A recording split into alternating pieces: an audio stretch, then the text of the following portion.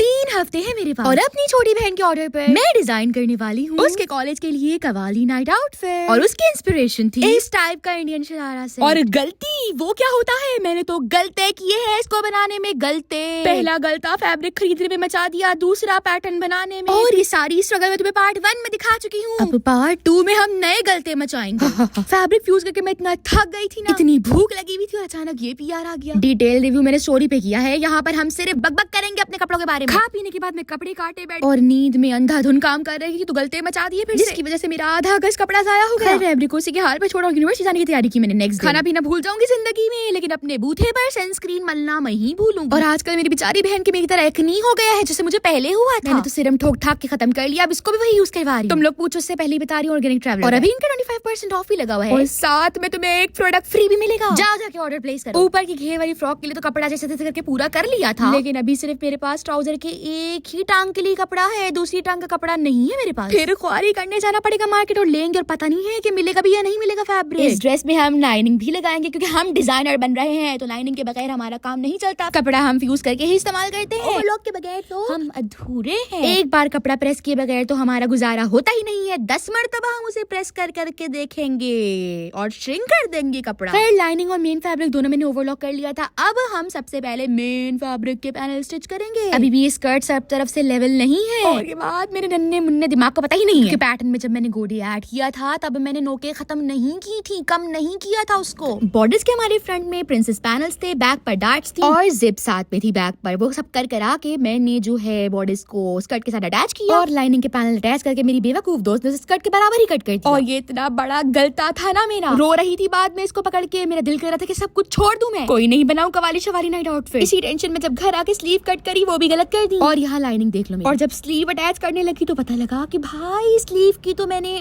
कर दी है। पहले ही कपड़े का शॉर्टेज और मजीद मैंने कपड़ा जाया करने का ठाना हुआ था। पूरी एक स्लीव उल्टी कट कर दी थी और एक सीधी थी। सिलाई करते वक्त जो पटरी से सिलाई इधर उधर हो जाती है ना, सबसे मुश्किल काम है ये। लोग इतने टाइम में 2 स्लीव अटैच कर ले और मैं उधेड़ने में ही सारा काम बर्बाद कर देती हूँ। मुबारक हो, एक स्लीव रेडी हो गई है हमारी पूरे घंटे में। क्योंकि तुम्हें क्या पता हो, जैकेट स्लीव है ये, जैकेट स्लीव। कितना दिमाग लड़ाया था मैंने अपना नन्ना सा इसमें। ले लो जी एक और गलता। स्लीव लगाने के लिए आर्म होल 2 सेंटीमीटर डाउन करना होता है और जो मैं करना भूल गई थी, बट साइड सीम खोल के दोबारा किया। स्लीव रेडी हुई तो दिल को थोड़ा सुकून आया। नहीं नहीं नहीं नहीं, एक काम मैं ठीक से नहीं करूंगी, दूसरे पे लग जाऊंगी और दोनों ही गलत कर दूंगी। अभी एक और गलता ठीक किया। मेरी दोस्त साहिबा ने जो अंदाजे से हेम को कट कर दिया था, मेजर किया तो मैंने आगे भी छोड़ा था, फिर मैंने सबको ठीक किया दोबारा से। क्योंकि हेम पे स्कैलप बनेंगे तो पैनल्स का बराबर होना जरूरी है। पार्ट 3 के लिए फॉलो कर लो। चलो बाय।